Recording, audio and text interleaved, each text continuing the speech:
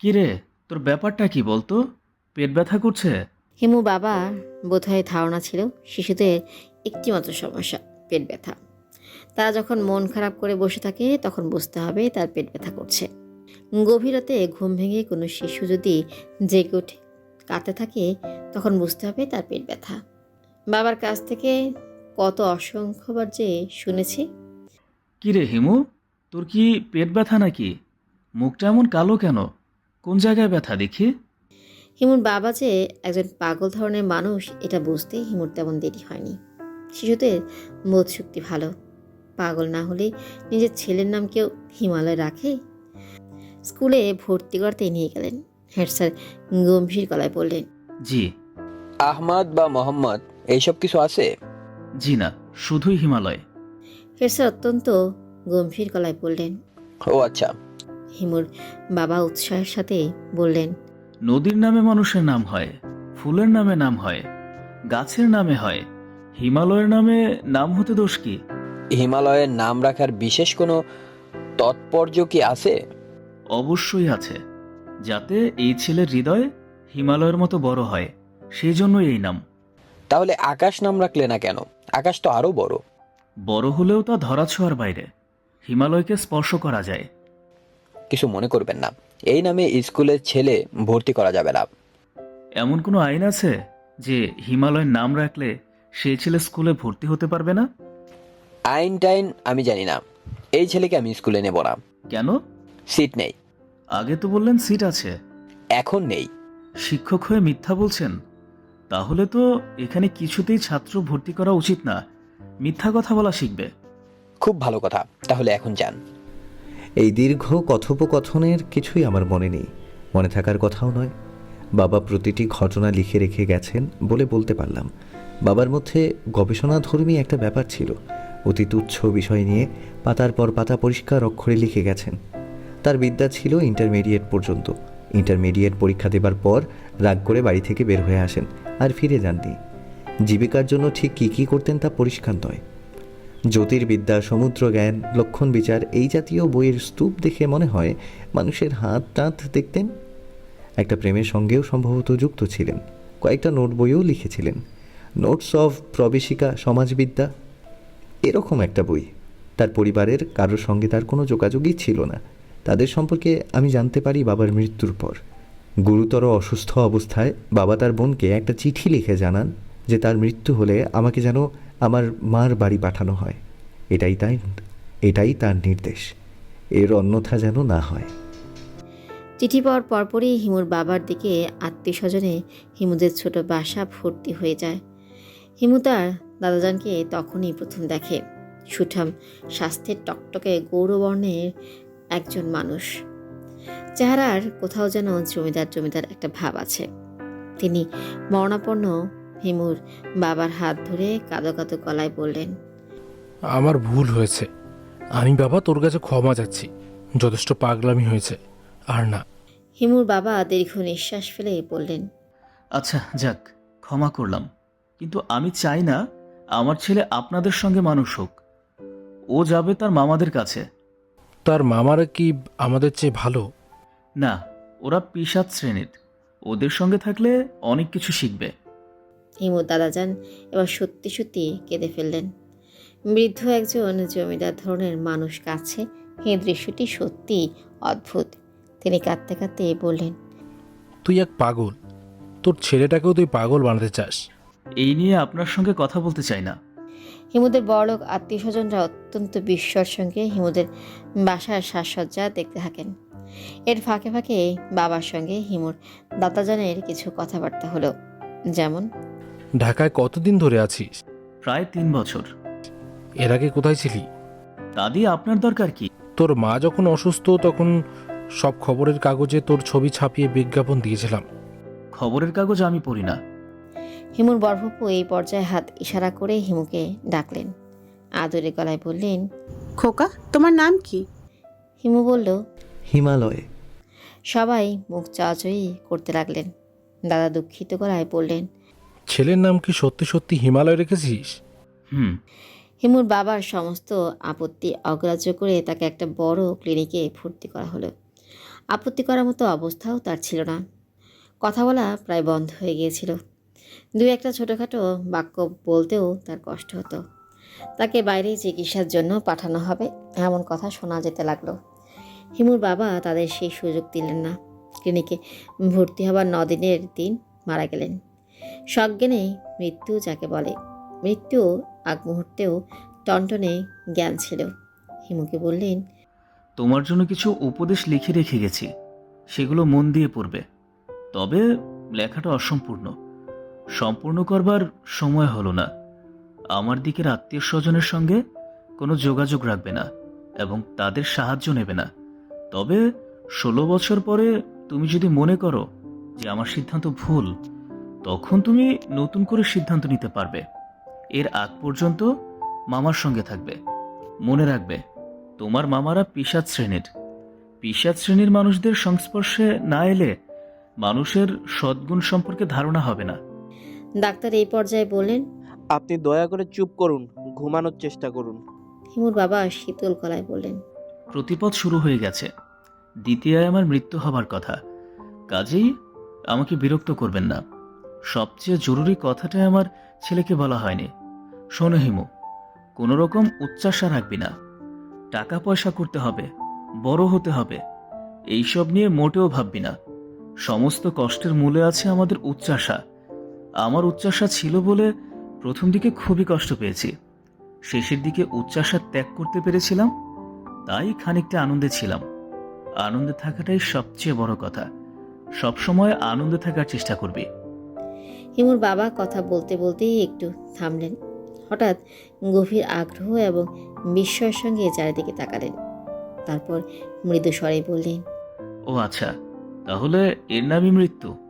এটা মন্দ কি? মৃত্যু তাহলে খুব ভয়াবহ নয়। তার কিছুক্ষণের মধ্যেই হিমুর বাবার মৃত্যু হলো। হিমু কিছুদিন হিমুর দাদাজানের সঙ্গে থাকলো। তিনি হিমুর প্রসঙ্গে বারবার বিস্ময় প্রকাশ করতে লাগলেন। আরে এটা কেমন ছেলে, বাবা মারা গেল এক ফোঁটা চোখের পানিও নেই। এ তো দেখি তার বাপের চেয়ে পাগল হয়েছে। এদিকে আয়, বাপ মা মারা গেলে চোখের পানি ফেলতে হয়। হিমু শীতল গলায় বলল, আমাকে তুই তুই করে বলবেন না। তিনি চোখ বড় বড় করে হিমুর দিকে তাকিয়ে রইলেন। দাদাজানের বাড়িটা বিশাল। সেই বিশাল বাড়ির দোতলায় একটা ঘর হিমুকে দেওয়া হলো। সেই ঘরে এ বাড়ির ছেলে মেয়েদের জন্য সার্বক্ষণিক প্রাইভেট টিউটর থাকে। তার নাম কিসমত মোল্লা। তিনি যখন শুনলেন হিমু কোনো স্কুলে পড়ে না, এতদিন বাবার কাছে পড়েছে, তখন একেবারে আকাশ থেকে পড়লেন। কি পড়েছো বাবার কাছে? ইংরেজি, বাংলা, অঙ্ক, ভূগোল আর নীতিশাস্ত্র। নীতিশাস্ত্রটা কি? কোনটা ভালো, কোনটা মন্দ, কোনটা ন্যায়, কোনটা অন্যায়, এইসব। কি বলছো? কিছুই তো বুঝলাম না। যেমন ধরুন, মিথ্যা বলা মন্দ, তবে আনন্দের জন্য মিথ্যা বলায় অন্যায় নেই। মিথ্যা দিয়ে আমরা সত্যকে চিনতে পারি। বলছো কি এসব? বুঝিয়ে বলো। যেমন ধরুন, গল্প, উপন্যাস এসব মিথ্যা, কিন্তু মিথ্যা দিয়ে আমরা সত্যকে চিনতে পারি। মাস্টার সাহেব চোখ বড় বড় করে তাকিয়ে রইলেন। নিজেকে অতি দ্রুত সামলে নিয়ে বললেন, অমাবস্যা ইংরেজি কি জানো? জানি। অমাবস্যা হলো নিউ মুন। বলে নিউ মুন, কিন্তু আকাশে তখন চাঁদ থাকে না। মিন্ময় শব্দের মানে কি? মৃন্ময় হলো মাটির তৈরি। মাস্টার সাহেব হিমুর কথাবার্তায় অত্যন্ত চমৎকৃত হলেন, কিন্তু বাড়ির অন্য কেউ হলো না। হিমু দাদাজান ক্রমাগত বলতে লাগলেন, তোর বাবা ছিলেন পাগল, উন্মাদ। ও যে সব শিখিয়েছে সব ভুলে যা, সব নতুন করে শিখবি। তোকে ভালো ইংরেজি স্কুলে ভর্তি করে দেব। আর শোন, তোর নাম দিলাম চৌধুরী ইমতিয়াজ, মনে থাকবে? দাদাজান বাড়িতে ঘোষণা করে দিলেন। একে কেউ হিমালয় বা হিমু কিছুই বলে ডাকতে পারবে না। এর নাম ইমতিয়াজ চৌধুরী, ডাকনাম টুটুল, মনে থাকবে? এই ছেলের মাথার ভেতর এই নাম দুটো ঢুকিয়ে দিতে হবে। সারাদিন খুব কম করে হলেও একে 25 বার চৌধুরী ইমতিয়াজ এবং 25 বার টুটুল বলে ডাকতে হবে। It's an order. হিমুকে সত্যি সত্যি একটা ইংরেজি স্কুলে ভর্তি করে দেওয়া হলো। স্কুলের পোশাক বানানো হলো। প্রথম দিন স্কুল থেকে ফিরে এসে দেখে ময়লা পায়জামা পাঞ্জাবি উপর কোট চড়িয়ে অত্যন্ত রুগ্ন এক লোক বসার ঘরে বসে আছে। তার হাতে চকচকে নতুন একটা ছাতা, মনে হচ্ছে আজই কেনা হয়েছে। ভদ্রলোকের মুখ ভর্তি পান, অ্যাস্ট্রেতে সেই পানের পিক ফেলছেন। তার বসে থাকার ভঙ্গি, পান খাওয়ার ভঙ্গি এবং পানের পিক ফেলার ভঙ্গিতে কোনো সংকোচ নেই। যেন এই বাড়ির সঙ্গে তার খুব ভালো পরিচয়, যেন এটা তার নিজেরই ঘর বাড়ি। হিমু ঘরে ঢোকা মাত্রই বললেন, বাবা হিমালয়, আমি তোমাকে নিতে এসেছি। আমি তোমার বড় মামা, আমাকে সালাম করো। দাদাজান গম্ভীর গলায় বললেন, আমি তো আপনাকে বলেছি তাকে নিতে পারবেন না। সে গ্রামে গিয়ে কি করবে? সেইখানেই থাকবে, পড়াশোনা করবে। তাকে স্কুলে ভর্তি করা হয়েছে। হিমুর বড় মামা বিচিত্র ভঙ্গিতে হাসলেন, যেন এইরকম হাস্যকর কথা তিনি আগে কখনো শুনেনি। দেখুন তালু সাহেব, ছেলের বাবা পত্র মারফত এই অধিকার দিক আছে। এখন যদি আপনারা দিতে না চান, বাধ্য হয়ে আইনে আশ্রয় নিতে হবে। কোর্টের ফয়সালা হবে। উপায় কি? যদি আত্মীয় স্বজনদের সঙ্গে মামলা মোকদ্দমায় কোনো কাজের কথা না। দাদাজানের মুখে কোনো কথা এলো না। বড় মামা স্ত্রীতে আর একবার পানির পিক ফেলে বললেন, বাবার ইচ্ছে মতোই কাজ হোক, খামাখা আপত্তি করছেন কেন? ছেলে খরচাপাতির জন্য মাসে মাসে টাকা দিবেন, তাহলে তো হয়। আপনি কি করেন? তেমন কিছু না, সামান্য বিষয় সম্পত্তি আছে, টুকটাক ব্যবসা আছে। ইউনিয়ন কাউন্সিলের মেম্বার ছিলাম, এবার জিততে পারিনি। শতের ভোটে টক খেয়েছি। যদি অনুমতি দেন, একটা বেয়াদবি করি। কি বেয়াদবি? একটা সিগারেট ধরাই। এমন নেশা হয়েছে, না খেলে দমটা বন্ধ হয়ে আসে। বড় মামা অনুমতির অপেক্ষা না করে সিগারেট ধরালেন। দাদাজান বললেন, আপনি একে নিতে চাচ্ছেন কারণ আপনার ধারণা একে নিলে মাসে মাসে মোটা টাকা পাবেন, তাই না? বড় মামা অত্যন্ত বিস্মিত হওয়ার ভঙ্গি করে বললেন, এই হাতের 5 আঙ্গুলের ভিতর দিয়ে অনেক টাকা গেছে, অনেক টাকা আসছে। টাকা আমার কাছে কিছুই না, আসছে রক্তের টানে। রক্তের টান কঠিন জিনিস তালু সাহেব। এই যে ফোন দিয়ে দিলাম, তারপরও আপনার কোনো খোঁজ নাই। কি যে যন্ত্রণা। যাক, হিমালয় বাবাকে দেখে মনটা শান্ত হয়েছে। তা বাবা, তোমার নাম কি সত্যি হিমালয়? হিমু কিছু বলার আগে দাদাজান বললেন, না, ওর নাম চৌধুরী ইমতিয়াজ। চৌধুরী আগে কি জন্যে? চৌধুরী থাকবে পিছে, আগে ঘোড়া, তারপর গাড়ি। কি বলেন তাই সাহেব? দাদাজান কোনো উত্তর দিলেন না। তার চোখে মুখে ক্রোধ ও ঘৃণা। চা এবং কেক এনে কাজের ছেলের সামনে রাখলো। বড় মামার মুখে পান। সে অবস্থাতেই চায়ে চুমুক দিলেন, কেক হাতে নিলেন। দাদাজান বললেন, আমার ছেলে আপনার বোনের খোঁজ পেল কি করে? সেটা তালু সাহেব আপনার ছেলেকে জিজ্ঞেস করলেই ভালো হতো। আফসোস, সে জীবিত নাই। আমরা আপনার ছেলেকে খুঁজে বের করি নাই। সে বন্ধুর সাথে আমাদের অঞ্চলে এসেছিল, তারপর কেমনে কেমনে হয়ে গেল। সত্যি কথা বলতে তালু সাহেব, বিয়ের পর মাথায় হাত দিয়ে বসে পড়লাম। বোনের খোঁজ নেই। নানা লোকে নানা কথা বলে। কেউ বলে নামকাওয়াস্তে বিয়ে করে নিয়ে গেছে, পাচার করে দেবে ইন্ডিয়া, পাকিস্তান, তারপর তারপর ধরে মিডল ইস্ট। এসব চাকে মেকে ভাড়ায় খাটাবে। বাচ্চা ছেলের সামনে এরকম কুৎসিত কথা বলবেন না। কুৎসিত কথা না, এগুলো সত্যি কথা। এরকম পার্টি আছে। সত্যি কথা সবসময় বলা যায় না। আমার কাছে এটা পাবে না তালু সাহেব। সত্য কথা আমি বলবোই, ভালো লাগুক আর না লাগুক। তাই নাকি? জি। আর হিমালয় বাবাকে নিয়ে যাব, পরশু সকালে এসে নিয়ে যাব। তৈরি থাকতে বলবেন। মামলা তো বেরিয়ে এসেছে, 2 দিন থাকবে। এই ছেলেকে আমি আপনার সঙ্গে দেব না। এসব বলবেন না তালু সাহেব। আত্মীয়তার মধ্যে গন্ডগোল পছন্দ হয় না। আত্মীয়তার মধ্যে গন্ডগোল আমার পছন্দ হয় না। আইনের আশ্রয় নিলে আপনারও ক্ষতি, আমারও ক্ষতি। আর্থিক ক্ষতি, মানসিক ক্ষতি, কোর্ট ফি এখন বাড়িয়ে করেছে। দেখুন, গরিব মানুষের যে একটু মামলা মোকদ্দমা করবে সে উপায় নেই। বাবা হিমালয়, তুমি কি আমার সঙ্গে যেতে চাও না? চাই। এই তো বাপের বেটা। আচ্ছা তাহলে উঠি তালু সাহেব।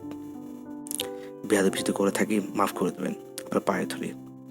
বড় মামা সত্যি সত্যি পা ধরতে এগিয়ে গেলেন। দাদাজান চমকে সরে দাঁড়ালেন। 2 দিন পর হিমু মামার সঙ্গে রওনা হলো। গন্তব্য ময়মনসিংহের হিরণপুর। হিমুর বাবা অনেকবারই বলেছেন হিমুর মামারা পিশাচ শ্রেণীর, কাজে তাদের সম্পর্কে আগে থেকেই একটা ধারণা হিমুর মনের মধ্যে ছিল। হিমুর বড় মামা এবং অন্য দুই মামার আচার আচরণের মোটেই অবাক হলো না। মামার বাড়ি উপস্থিত হবার তৃতীয় দিনের একটা ঘটনা। এই ঘটনা থেকে হিমুর মামাদের মন মানসিকতার একটা আঁচ পাওয়া যাবে। বড় মামার বাড়িতে 3টা বিড়াল ছিল। এরা খুবই উপদ্রব করত। বড় মামার নির্দেশে বিড়াল 3টাকে ধরা হলো। তিনি বললেন, হাদিসে আছে বিড়াল উপদ্রব করলে আল্লাহর নামে এদের জবাই করা যায়, তাতে দোষ হয় না। দেখি বড় ছুটে বার করো। এই কাজ তো আর কেউ করবে না, আমাকে করতে হবে। উপায় কি? মামা নিজেই উঠানে 3টে বিড়ালকে জবাই করলেন। এর মধ্যে একটা ছিল গর্ভবতী। ওই বাড়িতে হিমুর তেমন কোনো অসুবিধা হয়নি। 3 মামা একসঙ্গে স্কুল ঘরের মতো লম্বা একটা টিনের ঘরে থাকতেন। পুরো বাড়িতে ছেলেপুলের বিশাল দল। তাদের জগৎ ছিল ভিন্ন। একসঙ্গে পুকুরে ঝাঁপ দেওয়া, একসঙ্গে সন্ধেবেলা পড়তে বসা, একসঙ্গে স্কুলে যাওয়া, জাম্বুরা দিয়ে ফুটবল খেলা, গোল্লাছুট খেলা, খাওয়াও হতো একসঙ্গে। এক মামি ভাত দিয়ে যাচ্ছেন, আর এক মামি দিচ্ছেন 1 হাতা করে তরকারি, 2 হাতা ডাল। চামচে যা উঠে আসে তাই। কেউ বলতে পারবে না আমাকে এটা দাও ওটা দাও, বললেই চামচের বাড়ি। হিমুদের মধ্যে মারামারি লেগেই ছিল। এ ওকে মারছে, সে তাকে মারছে। সেসব নিয়ে কোনো নালিশও হচ্ছে না। নালিশ দেওয়ার বিপদ আছে। একজন নালিশ দিল, কার বিরুদ্ধে নালিশ, কী সমাচার ভালো মতো শোনাই হলো না। হাতের কাছে যে কজনকে পাওয়া গেল পিটিয়ে লাশ বানিয়ে ফেলা হলো। সত্যিকার অপরাধী হয়তো শাস্তিও পেল না। হিমু এই বিশাল দলের সঙ্গে অবলীলায় মিশে গেল। সীমাহীন স্বাধীনতা, যে স্বাধীনতা সচরাচর শিশুরা পায় না। হিমুরা কি করছে না করছে বড়রা তা নিয়ে মোটেও মাথা ঘামাতো না।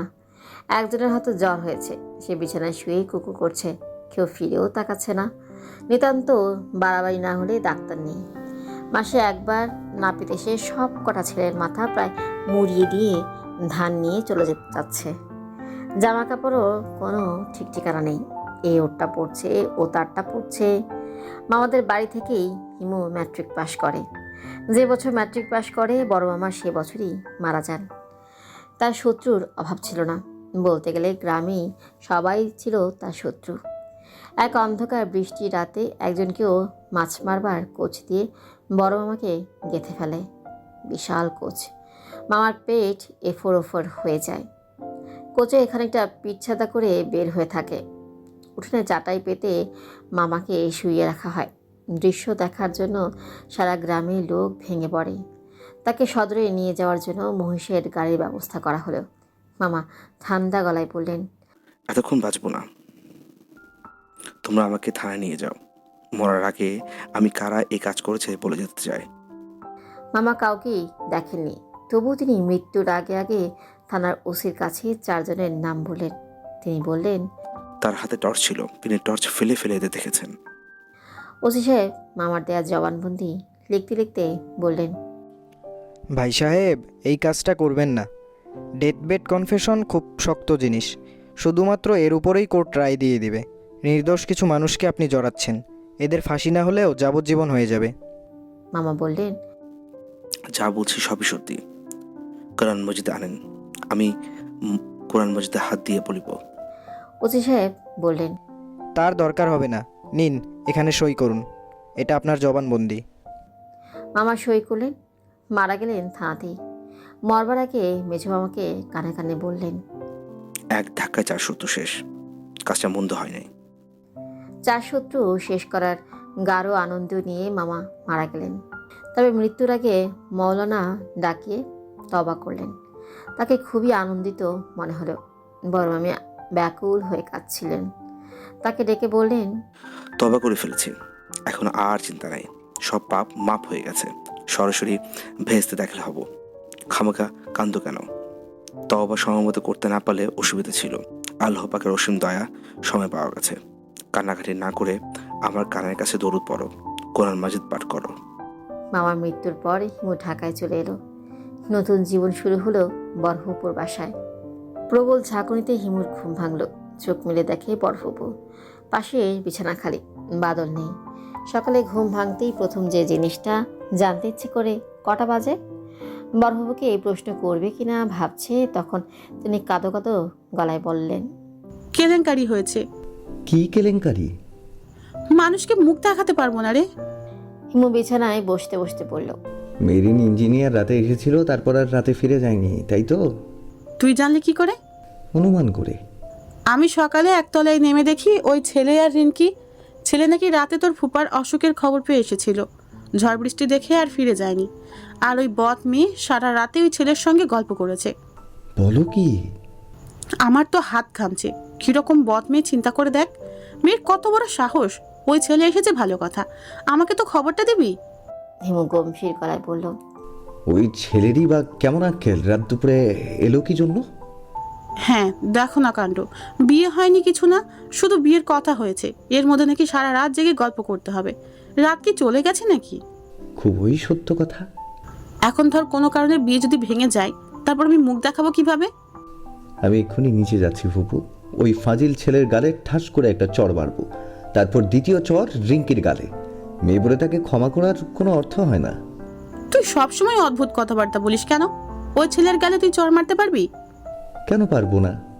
যে ছেলে 2 দিন পর এবারে জামাই হচ্ছে, তার গালে তুই চড় মারতে চাস? তোর কাছে এলাম একটা পরামর্শের জন্য। আজই ওদের বিয়ে লাগিয়ে দাও। আজই বিয়ে লাগিয়ে দিব? কাজী ডেকে এনে বিয়ে পড়িয়ে দাও, ঝামেলা চুকে যাক। তারপর ওরা যত ইচ্ছে রাত জেগে গল্প করুক। আসল অনুষ্ঠান পরে হবে, বিয়েটা হয়ে যাক। ফুপু নিঃশ্বাস ফেলেন। মনে হচ্ছে হিমুর কথা তার মনে ধরেছে। হিমু বলল, তুমি চাইলে আমি ছেলেকে বলতে পারি। ওরা আবার ভাববে না তো আমরা চাপ দিচ্ছি? চাপাচাপির কি আছে? ছেলে এমন কি রসগোল্লা, মার্বেলের মতো সাইজ। বিয়ে যে দিচ্ছি এতেই তো তার ধন্য হওয়া উচিত। তার 3 পুরুষের ভাগ্য যে আমরা। ফুপু বিরক্ত স্বরে বললেন, ছেলে এমন কি খারাপ? খারাপ তা তো বলছি না, একটু শর্ট। তা পুরুষ মানুষের শর্টে কিছু আসে যায় না। পুরুষ হচ্ছে সোনার চামচ, সোনার চামচ বাঁকাও ভালো। আজই বিয়ের ব্যাপারে ছেলে কি রাজি হবে? দেখি কি বলে, আমার ধারণা হবে। তোর কথা তো আবার সবসময় মিনে যায়, একটু দেখ কথা বলে। হিমুর পাঞ্জাবি খুঁজে পেল না। ফুপু বললেন, বাদল ভোরবেলায় ওই পাঞ্জাবি গায়ে দিয়ে বের হয়েছে। হিমু বাদল একটা শার্ট গায়ে দিয়ে নিচে নামতেই মেরিন ইঞ্জিনিয়ার সাহেব নাজুক গলায় বললেন, হিমু ভাই, আমরা একটা কথা বলতে চাই। খুব লজ্জা লাগছে অবশ্যই। বলে ফেলো। রিনকির খুব শখ পূর্ণিমা রাতে সমুদ্র কেমন দেখায় সেটা দেখবে। 2 দিন পরেই পূর্ণিমা। ও আচ্ছা, 2 দিন পরেই পূর্ণিমা, তা তো জানতাম না। মানে কথার কথা বলেছি, ধরুন আজ যদি বিয়েটা হয়ে যায় তাহলে আজ রাতের ট্রেনে রিনকিকে নিয়ে কক্সবাজার দিকে রওনা হতে পারি। বিয়ের আনুষ্ঠানিকতা শেষ করে রাখা আর কি, পরে একটা ডিসিশনের ব্যবস্থা না হয় হবে। তোমার দিকে আত্মীয় স্বজনরা? ওদের আমি ম্যানেজ করব, আপনি শুধু এদের বুঝিয়ে সুঝিয়ে একটু রাজি করান। মানে রিনকি বেচারের দীর্ঘদিনের শখ, ওর জন্যই খারাপ লাগছে। না না, তা তো বটেই। দীর্ঘদিনের শখ থাকলে তা তো মেটানোই উচিত। রাতের টিকিট পাওয়া যাবে তো? পুরো ফার্স্ট ক্লাস বার্থ রিজার্ভ করতে হবে। রেলওয়েতে আমার লোক আছে হিমু ভাই। তাহলে তুমি বরং ওইটাই আগে দেখো, আমি এদিকটা ম্যানেজ করছি। আনন্দে ইঞ্জিনিয়ার সাহেবের চোখে পানি চকচক করছে। সে গাঢ় গলায় বলল, রিনকি আমাকে বলেছিল হিমু ভাইকে বলে উনি ম্যানেজ করে দেবেন। আপনি যে সত্যি সত্যি করবেন বুঝিনি। হিমু হাসতে হাসতে বলল, কি নিয়ে গল্প করলে সারা রাত? গল্প আর কি করবো বলুন। রিনকি এমন অভিমানী, কিছু বললেই তার চোখে পানি এসে যায়। সুপার সেন্সিটিভ মেয়ে। কথায় কথায় একসময় বলেছিলাম যে ইউনিভার্সিটিতে পড়ার সময় হেনা নামের একটা মেয়ের সঙ্গে সামান্য পরিচয় হয়েছিল। এতেই রিনকি কেটে অস্থির। আমাকে বলেছে আর কোনোদিন যদি আমি ওই মেয়ের নাম মুখেও আনি, সে নাকি সুইসাইড করবে। এরকম মেয়ে নিয়ে বাস করা কঠিন হবে। খুব দুশ্চিন্তা লাগছে হিমু ভাই। ইঞ্জিনিয়ার সাহেবকে কিন্তু মোটেও চিন্তিত মনে হলো না, বরং খুবই আনন্দিত মনে হলো। হিমুর ধারণা প্রায় সে হেনার কথা বলে রিঙ্কিকে কাঁদাবে, রিঙ্কিও কেঁদে আনন্দ পাবে। ওদের এখন আনন্দেরই সময়। হিমু বলল, কথা বলে সময় নষ্ট করার কোনো মানে নেই। তুমি তোমার আত্মীয় স্বজনকে বলো। তার চেয়ে যা জরুরি তা হচ্ছে টিকিটের ব্যবস্থা। আমি ফুপু ফুপাকে রাজি করাচ্ছি। রাজি হয়েছে কিনা জেনে গেলে ভালো হতো না হিমু ভাই? আমি ভবিষ্যৎ বলতে পারি, তুমি কি এটা জানো না? জানি। আমি চোখের সামনে দেখতে পাচ্ছি তোমরা দুজন হাত ধরাধরি করে সমুদ্রের পাড়ে হাঁটছো। অসম্ভব জোছনা হয়েছে। সমুদ্রের পানি রূপার মতো চকচক করছে, আর তোমরা। আমরা কি? থাক, সবটা বললে রহস্য শেষ হয়ে যাবে। আপনি এক অসাধারণ মানুষ হিমু ভাই, অসাধারণ। হিমু এবং বাদল ওদের 11টার ট্রেনে তুলে দিতে এলো। ফুপা ফুপু এলেন না। ফুপা শরীর খারাপ করছে। ট্রেন ছাড়বার আগ মুহূর্তে রিনকি বলল, হিমু ভাই, আমার কেমন জানি ভয় ভয় করছে। কিসের ভয়? এত আনন্দ লাগছে, আনন্দের পরেই তো কষ্ট আসে। যদি খুব কষ্ট আসে? কষ্ট আসবে না, তোদের জীবন হবে আনন্দময়। তোদের আমি আমার ময়ূরাক্ষী নদী ব্যবহার করতে দিয়েছি। এই নদী যারা ব্যবহার করে তাদের জীবনে কষ্ট আসে না। তুমি কি যে পাগলের মতো কথা মাঝে মাঝে বলো। কিসের নদী? আছে একটা নদী, আমি আমার অতি প্রিয় মানুষদের শুধু সেই নদী ব্যবহার করতে দিই, অন্য কাউকে দিই না। তুই আমার অতি প্রিয় একজন, যদিও খানিকটা বোকা, তবুও প্রিয়। তুমি একটা পাগল, তোমার চিকিৎসা হওয়া দরকার। ট্রেন নড়ে উঠল। হিমু জানালার সঙ্গে সঙ্গে এগোতে লাগলো। রিনকির আনন্দময় মুখ দেখতে এত ভালো লাগছে। রিনকির চোখে এখন জল, সে কাঁদছে। হিমু মনে মনে বলল, হে ঈশ্বর, এই কান্নাই রিঙ্কি নামের মেয়েটির জীবনের শেষ কান্না হোক। প্রায় 10 দিন পর আস্তানায় ফিরল হিমু। আস্তানা মানে মজিদের মেস, the new boarding house. Majid ওই বোর্ডিং হাউসে দীর্ঘদিন ধরে আছে। কলেজে যখন পড়তে আসে তখন এই অন্ধ গহ্বর খুঁজে বের করে। নামমাত্র ভাড়ায় একটা ঘর। সেই ঘরে একটা চৌকি, একটা টেবিল, চেয়ারের ব্যবস্থা নেই, কারণ চেয়ার পাতার জায়গা নেই। মজিদের চৌকিতে একটা শীতল পাটি, শীত গ্রীষ্ম সব সময় পাতা থাকে। মশারিও খাটানো থাকে। প্রতিদিন মশারি তোলা এবং মশারি ফেলার সময় মজিদের নেই। তাকে সকাল থেকে রাত 11টা পর্যন্ত নানান ধান্দায় ঘুরতে হয়। প্রতি মাসে 3টি মানি অর্ডার করতে হয়, একটা দেশের বাড়িতে, একটা তার বিধবা বোনের কাছে, এবং তৃতীয়টি আবু কালাম বলে এক ভদ্রলোককে। এই ভদ্রলোক মজিদের কোনো আত্মীয় নন।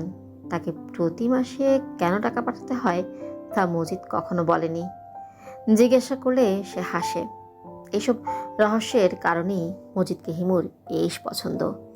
হিমুকে মজিদের পছন্দ কিনা জানে না। সে মানুষের সঙ্গে সম্পূর্ণ অনাগ্রহ নিয়ে মেশে, কোনো কিছুতেই অবাক বা বিস্ময় প্রকাশ করে না। সম্ভবত শৈশবেই তার বিস্মিত হবার ক্ষমতা নষ্ট হয়ে গেছে। ইউনিভার্সিটিতে পড়বার সময় তাকে একবার একটা ম্যাজিক শো হিমু দেখাতে নিয়ে গিয়েছিল। ডাচ এক জাদুকর জার্মান কালচারাল সেন্টারে জাদু দেখাচ্ছেন। বিস্ময়কর কাণ্ড কারখানার একের পর এক ঘটে যাচ্ছে। একসময় তিনি তার সুন্দরী স্ত্রীকে করাত দিয়ে কেটে 2 টুকরা করে ফেললেন। ভয়াবহ ব্যাপার। মহিলা দর্শকরা ভয়ে উ জাতীয় শব্দ করছে। হিমু তাকিয়ে দেখে মজিদ ঘুমিয়ে পড়েছে। ক্ষীণেও নাক ডাকার শব্দও আসছে। হিমু চিমটি কেটে তার ঘুম ভাঙালো। সে বলল, কি হয়েছে? হিমু বলল, করাত দিয়ে মানুষ কাটা হচ্ছে। মজিদ হাই তুলে বলল। ও আচ্ছা। সে সম্পূর্ণ নির্লিপ্ত ভঙ্গিতে তাকিয়ে রইল। অথচ হিমু অনেক ঝামেলা করে 2টা টিকিট জোগাড় করেছে, যাতে একবার অন্তত সে বিস্মিত হয়।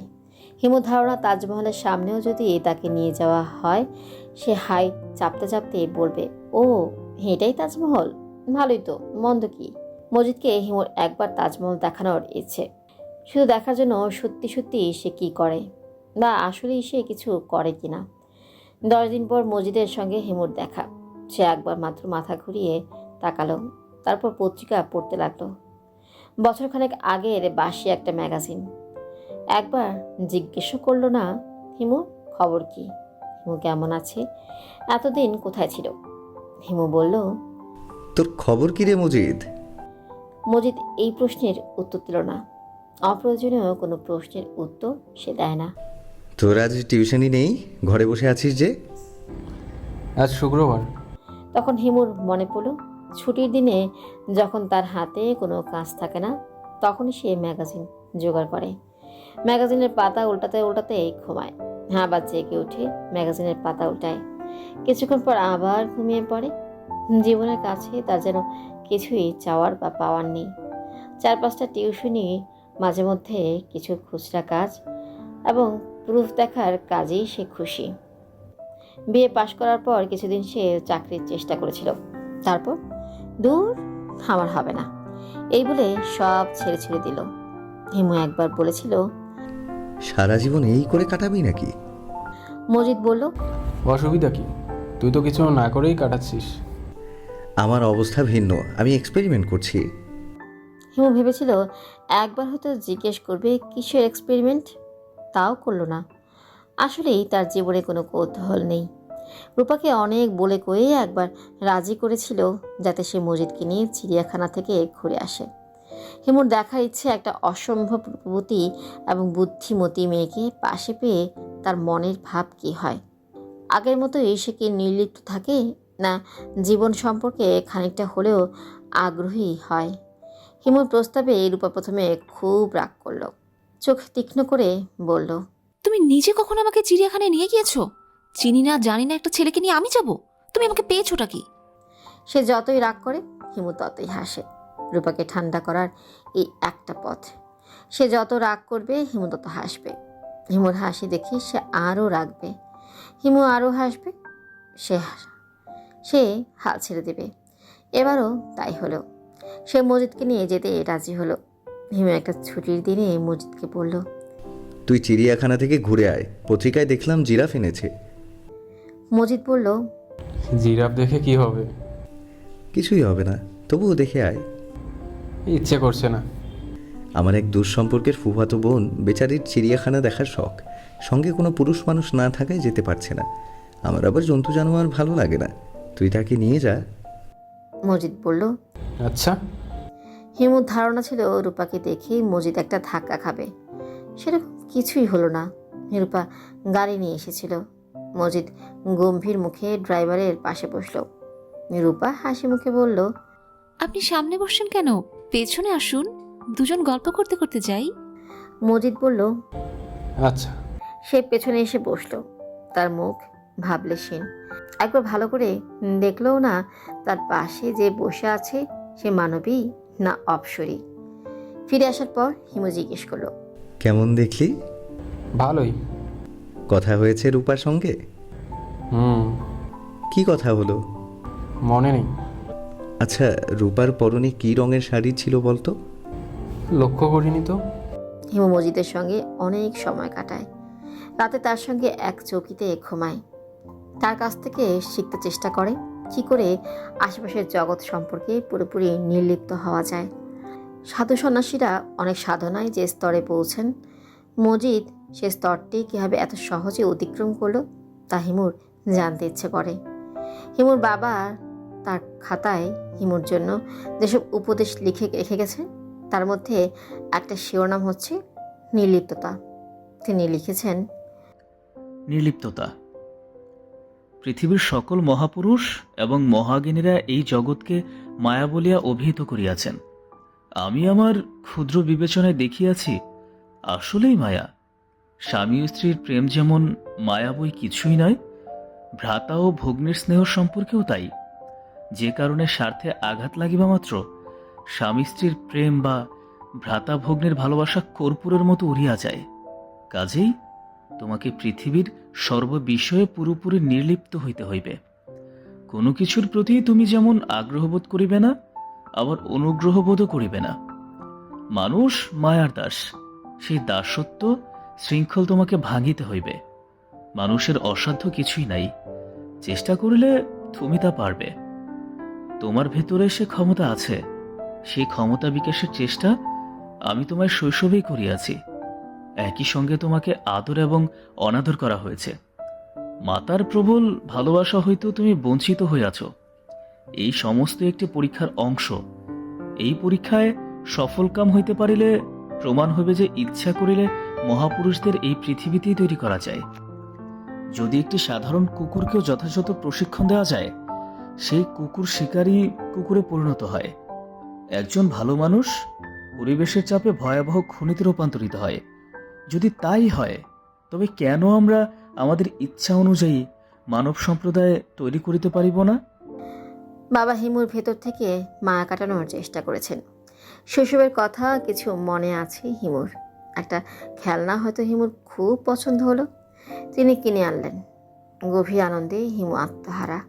তখন হঠাৎ বাবা বললেন, আচ্ছা আয়, এইবার এই খেলনাগুলোকে ভেঙে টুকরো টুকরো করে ফেলে। হিমু বিস্মিত হয়ে বলল, কেন? এমনি। হিমুর বাবা একটা হাতুড়ি নিয়ে খেলনা ভাঙতে বসতেন। হিমু কাঁদো কাঁদো চোখে তাকিয়ে দেখত। একবার খাঁচায় করে একটা টিয়া পাখি নিয়ে এলেন। কি সুন্দর সবুজ রং, লাল টুকটুকে ঠোঁট। হিমু বলল, বাবা, আমরা কি এটা পুষবো? তিনি হাসি মুখে বললেন, হ্যাঁ। আনন্দে হিমুর চোখে পানি এসে গেল। হিমু বলল, টিয়া পাখি কি খায় বাবা? শুকনো মরিচ খায়। ঝাল লাগে না? না, একটা শুকনো মরিচ নিয়ে এসে দাও, দেখবি কিভাবে কপ কপ করে খাবে। হিমু ছুটে গেল শুকনো মরিচ আনতে। মরিচ এনে দেখে বাবার টিয়া পাখির গলা টিপে মেরে ফেলেছেন। এমন সুন্দর একটি পাখি মরে আছে। ভয়ঙ্কর একটা ধাক্কা লাগলো। বাবা বললেন, মন খারাপ করবি না, মৃত্যু হচ্ছে এ জগতের আদি সত্য। তিনি তার পুত্রের মন থেকে মায়া কাটাতে চেষ্টা করেছেন। তার চেষ্টা কতটা সফল হয়েছে? মায়া কি কেটেছে? হিমুর তো মনে হয় না। এই যে মজিদ চুপচাপ বসে আছে, পত্রিকার পাতা উল্টাচ্ছে। কেন জানি বড় মায়া লাগছে তাকে রেখে। এই মায়া হিমুর বাবা শত ট্রেনিংয়েও কাটাতে পারেনি। অথচ মজিদকে ছাত্র হিসেবে পেলে হিমুর বাবার লাভ হতো। আমার হাতে একটা চাকরি আছে, করবি? কি চাকরি? কি চাকরি জানি না, আমার বড় ফুবা বলেছিলেন জোগাড় করে দিতে পারেন। তিনি আমাকে চেনেন কিভাবে? তোকে চেনেন না, চাকরিটা আমার জন্য, তবে আমি তোকে পাইয়ে দেব। দরকার নেই। দরকার নেই কেন? টাকা পয়সা টানাটানি তো এখন আর আগের মতো নেই। দেশে এবার থেকে আর টাকা পাঠাতে হবে না। কেন? বাবা মারা গেছেন। সে কি? হিমু বিস্মিত চোখে তাকিয়ে রইল। মজিদ বলল, এত অবাক হচ্ছিস কেন? বুড়ো হয়েছে, মারা গেছে। কিছুদিন পর আর বোনকেও টাকা পাঠাতে হবে না। সেও কি মারা যাচ্ছে? তার ছেলে পাশ করে গেছে, বিএ পাশ করেছে, চাকরি বাকরি কিছু পেয়ে যাবে। তুই চাস না তোর একটা গতি হোক? আরে দূর, ভালোই তো আছি। মজিদ হাই তুলল। হিমু বলল, ভাত খেয়েছিস? না, চল খেয়ে আসি। রাস্তায় নেমেই মজিদ বলল, বিয়েবাড়ি টিয়েবাড়ি কিছু পাওয়া যায় কিনা খুঁজে দেখবি? বিরিয়ানি খেতে ইচ্ছে করছে। বিয়ে বাড়ি খুঁজতে হবে না, চল পুরনো ঢাকায় নিয়ে গিয়ে তোকে বিরিয়ানি খাওয়াবো, টাকা আছে। আবার এত দূর যাব? আর ছুটির দিন ছিল, একটু হাঁটলেই বিয়ে বাড়ি পেয়ে যাব। তুই কি একটা বিয়ে করবি নাকি? আমি? আরে দূর দূর, বিয়ে করা মানে শতকের যন্ত্রণা, শতকের দায়িত্ব ভালো লাগে না। সিগারেট খাবি? মজিদ হ্যাঁ না কিছুই বলল না। দিলে খাবে, না দিলে খাবে না। হিমু রাস্তার মোড়ের দোকান থেকে সিগারেট কিনল। মজিদ নির্লিপ্ত ভঙ্গিতে টানছে। হিমু বলল, তুই দিন দিন কি হয়ে যাচ্ছিস বলতো?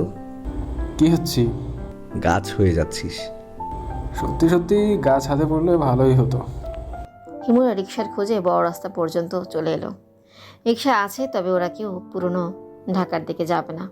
দূরের ট্রিপে ওদের ক্ষতি, কাছের ট্রিপে পয়সা বেশি, পরিশ্রমও কম।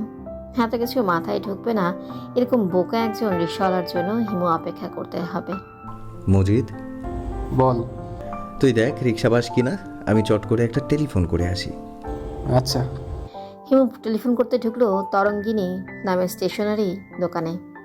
আজকাল চমৎকার সব দোকান হয়েছে। এদের নামও যেমন সুন্দর, সাজসজ্জাও সুন্দর। হিমুকে দেখেই দোকানের সেলসম্যান জামান এগিয়ে এলো। এই ছেলের বয়স অল্প, সুন্দর চেহারা। একদিন দেখে দোকানে আর আসছে না। মাস দুয়েক পরে আবার এসে উপস্থিত, সমস্ত মুখ ভর্তি বসন্তের দাগ। ব্যাপারটা বিস্ময়কর, কারণ পৃথিবী থেকে বসন্ত উঠে গেছে। এই ছেলে সেই বসন্ত পেল কী করে? সবসময় ভাবে জিজ্ঞেস করবে, জিজ্ঞেস করা আর হয়ে ওঠে না।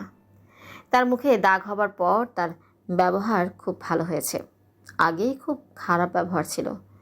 জামান হাসি মুখে বলল, স্যার ভালো আছেন? হুম। টেলিফোন করবেন? যদি টেলিফোনের ডায়াল টোন থাকে এবং টেলিফোনের চাবি থাকে তাহলে করব। 2টা টেলিফোন করব। এই যে 4 টাকা। টাকা দিয়ে সব সময় লজ্জা দিবেন না স্যার। লজ্জার কিছু নেই। টেলিফোন শেষে আমি আপনাকে একটা কথা জিজ্ঞেস করব। প্রায়ই জিজ্ঞেস করব ভাবি, কিন্তু মনে থাকে না। আজ আপনি মনে করিয়ে দেবেন। জি আচ্ছা। হিমুর সামনে টেলিফোন দিয়ে জামান সরে গেল। এইটুকু ভদ্রতা আছে, অধিকাংশ দোকানেই টেলিফোন করতে দেয় না, টাকা দিয়েও না। যদিও দেয়, রিসিভারের আশেপাশে ঘুরঘুর করে কি কথা হচ্ছে শুনবার জন্য। হ্যালো, কে কথা বলছেন? তুমি কি মীরা? হ্যাঁ হ্যাঁ, আমি মীরা। আপনি কে? আমি বুঝতে পারছি। আপনি টুটুল? আসল জন না, নকল জন। ওই দিন খট করে টেলিফোন রেখে দিলেন কেন? আমার অসম্ভব কষ্ট হয়েছিল। টেলিফোন নামিয়ে রাখিনি তো, হঠাৎ লাইন কেটে গেল। আমিও তাই ভেবেছিলাম। অনেকক্ষণ টেলিফোনের সামনে বসেছিলাম, লাইন কেটে গেলে তাহলে আবার করলে না কেন? টাকা ছিল না। টাকা ছিল না মানে? আমি তো বিভিন্ন দোকান থেকে টেলিফোন করি। 2 টাকা পকেটে নিয়ে যাই, আরেকবার করতে হলে আবারও 2 টাকা লাগবে। বুঝতে পারছো? পারছি। এখন আপনার সঙ্গে টাকা আছে তো? আছে। ওই দিন আপনার টেলিফোন পাওয়ার পর বাবাকে সব বললাম। বাবাকে তো চেনেন না, বাবা খুবই রাগী মানুষ। তিনি প্রথমে আমাদের দুইজনকে খুব বকা দিলেন আপনাকে রাস্তা থেকে তোলার জন্য এবং পথে নামিয়ে দেবার জন্য। তারপর, আচ্ছা আপনি আমার কথা শুনছেন তো? হ্যাঁ শুনছি। তারপর বাবা গাড়ি বের করে থানায় গেলেন, ফিরে এলেন মন খারাপ করে। মন খারাপ করে ফিরলেন কেন? কারণ ওসি সাহেব আপনার সম্পর্কে অদ্ভুত কথা বলেছেন। আপনি নাকি পাগল ধরনের, তার উপর কবি। আমি কবি? হ্যাঁ, আপনি যে কবিতার খাতাটা থানায় ফেলে এসেছিলেন, বাবা সেটিও নিয়ে এসেছেন। তাই নাকি? হ্যাঁ, আমি সবগুলো কবিতা পড়েছি। কেমন লাগলো? ভালো, অসাধারণ। সবচেয়ে ভালো লাগলো কোনটা? বলবো? আমার কিন্তু মুখস্থ। কবিতাটার নাম রাত্রি। পরীক্ষা নিচ্ছি, দেখি সত্যি সত্যি তোমার মুখস্থ কিনা। কবিতাটা বলো। মীরা সঙ্গে সঙ্গে আবৃত্তি করলো। অতন্দ্রিলা, ঘুমাওনি জানি, তাই চুপি চুপি গাঢ় রাত্রে শুয়ে বলি শোনো, সৌর তারা ছাওয়া এই বিছানায় সূক্ষ্ম জাল রাত্রির মশারি। কত দীর্ঘ দুজনার গেল সারাদিন আলাদা নিঃশ্বাসে। এতক্ষণে ছায়া ছায়া পাশে ছুঁই, কি আশ্চর্য দুজনা। অতীন্দ্রিলা, হঠাৎ কখন শুভ্র বিছানার পরে জোছনা, দেখি তুমি নেই। কবিতা সে আবৃত্তি করলো চমৎকার। আবৃত্তির শেষে ছোট্ট নিঃশ্বাস ফেলে বলল, কি বলতে পারলাম? হ্যাঁ পারলে।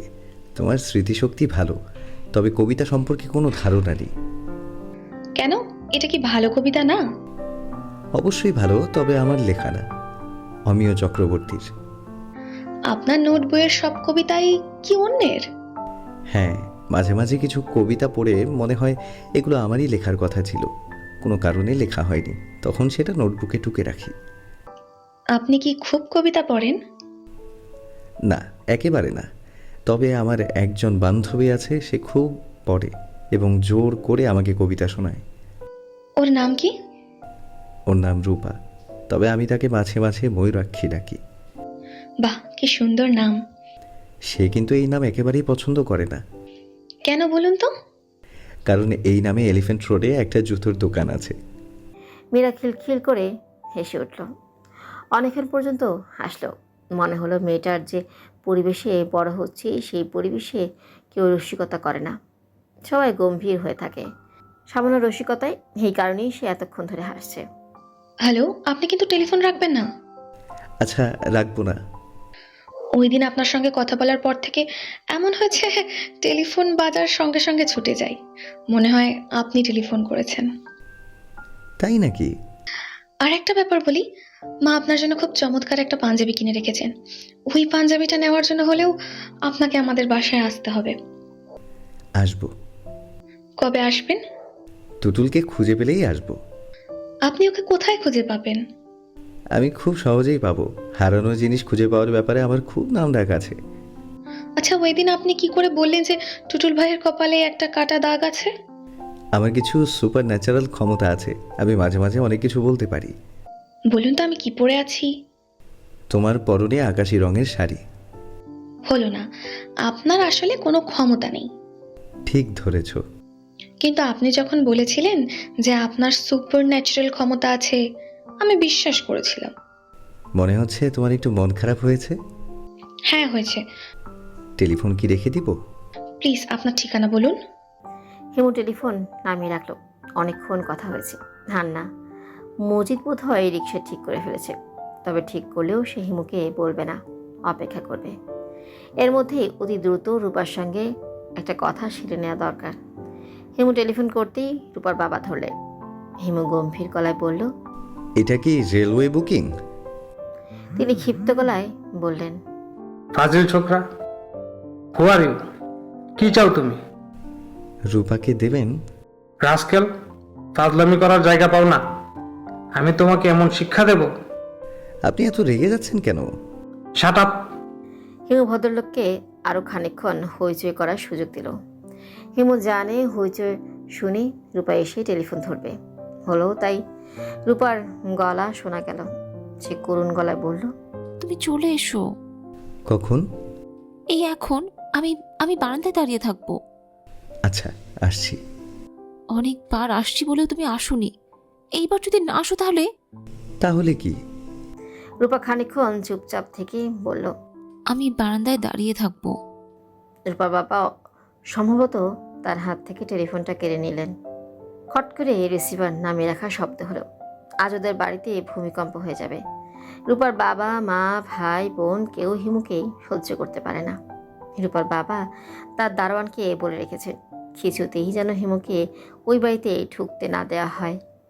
আজ কি হবে কে জানে। বাইরে এসে দেখে মজিদ রিক্সা ঠিক করেছে। রিক্সাওয়ালা রিক্সার সিটে বসে ঘুমাচ্ছে। মজিদ শান্ত মুখে ড্রাইভারের পাশে বসে বিশ্রাম করছে। হিমুর মনটা একটু খারাপ হয়ে গেল। আজও যেমনকে জিজ্ঞাসা করা হলো না তার মুখে বসন্তের দাগ হলো কি করে।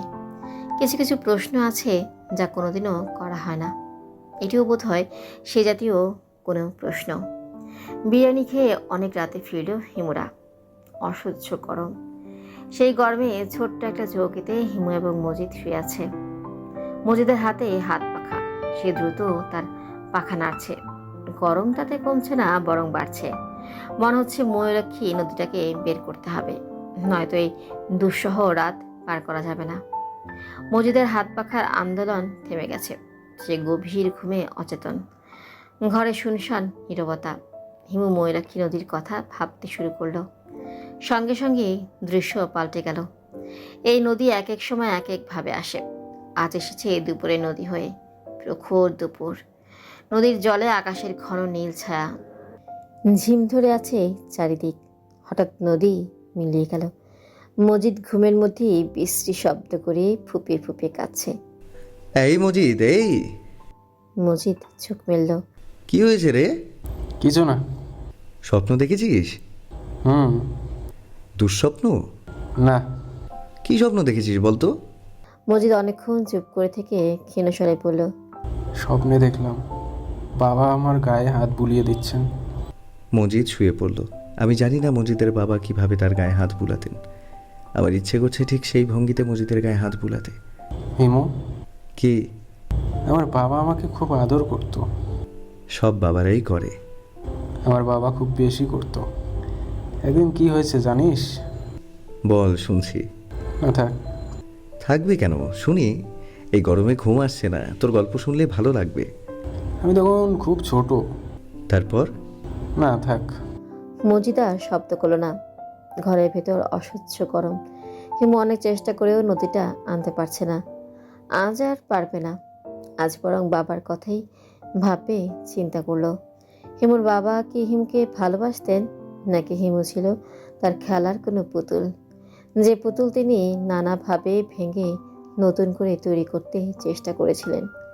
কত রকম উপদেশ তিনি তার খাতা ভর্তি করে রেখেছেন।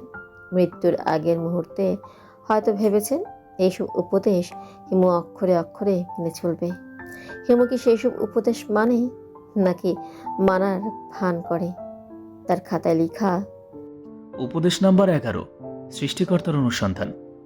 সৃষ্টিকর্তার অনুসন্ধান করিবে, ইহাতে আত্মার উন্নতি হইবে। সৃষ্টিকর্তাকে জানা এবং আত্মাকে জানা একই ব্যাপার। স্বামী বিবেকানন্দের একটি উক্তি এই প্রসঙ্গে স্মরণ রাখিও, বহুরূপের সম্মুখে তোমার ছাড়ি কোথা খুঁজিছ ঈশ্বর। মজিদ আবারও কাঁদছে, ফুপিয়ে ফুপিয়ে কাঁদছে, তবে কাঁদছে ঘুমের মধ্যে। সে আবার ঘুমিয়ে পড়েছে। সে কি প্রতি রাতেই কাঁদে?